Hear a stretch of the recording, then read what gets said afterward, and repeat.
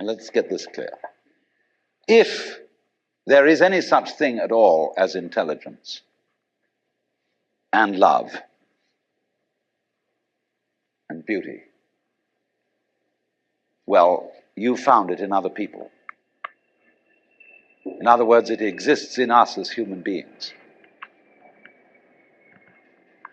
And as I said, if it is there in us, it is symptomatic of the scheme of things. We are as symptomatic of the scheme of things as the apples are symptomatic of the apple tree or the rose of the rose bush.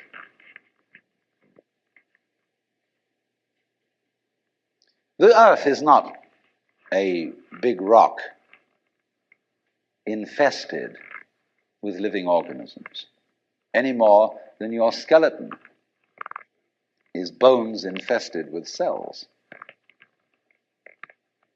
The earth is geological, yes, but this geological entity grows people.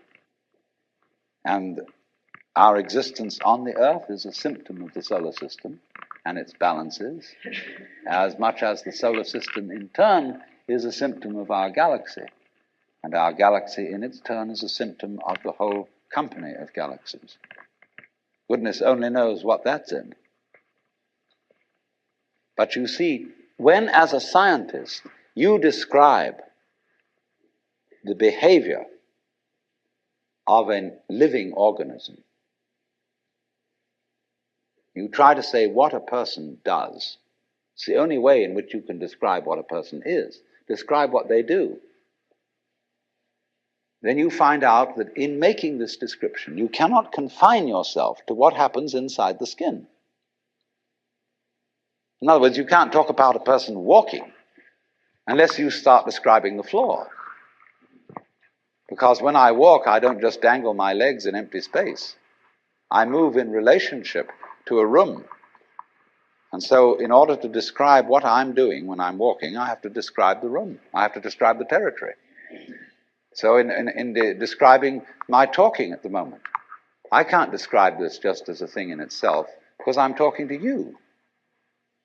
And so what I'm doing at the moment is not completely described unless your being here is described also. So if that is necessary, if in other words, in order to describe my behavior, I have to describe your behavior and the behavior of the environment, it means that we've really got one system of behavior. That what I am involves what you are. I don't know who I am unless I know who you are. And you don't know who you are unless you know who I am.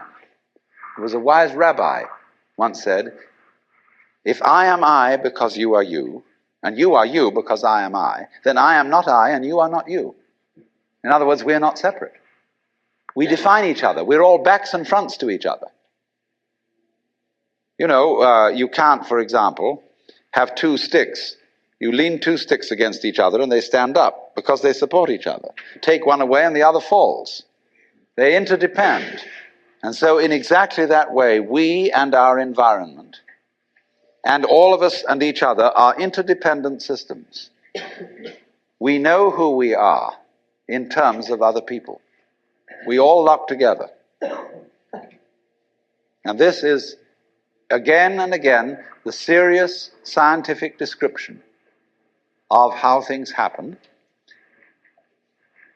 And any good scientist knows, therefore, that what you call the external world is as much you as your own body.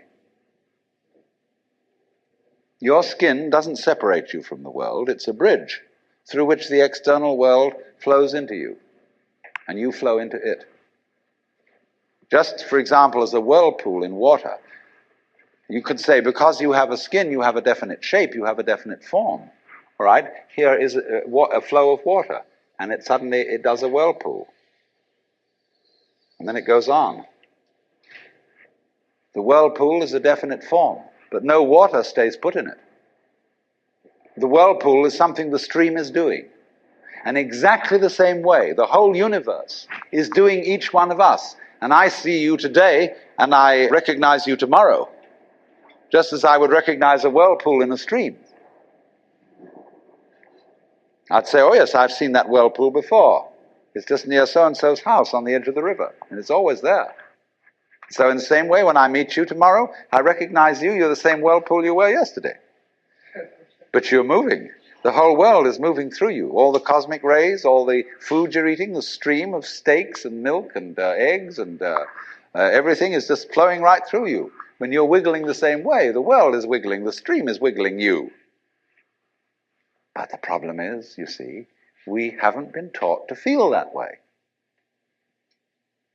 The myths underlying our culture and underlying our common sense have not taught us to feel identical with the universe, but only parts of it, only in it, only confronting it, aliens. And we are, I think, quite urgently in need of coming to feel that we are the eternal universe, each one of us. Otherwise, we're going to go out of our heads. We're going to commit suicide, collectively, with courtesy of H-bombs. And, all right, supposing we do, well, that will be that, and there will be life making experiments on other galaxies.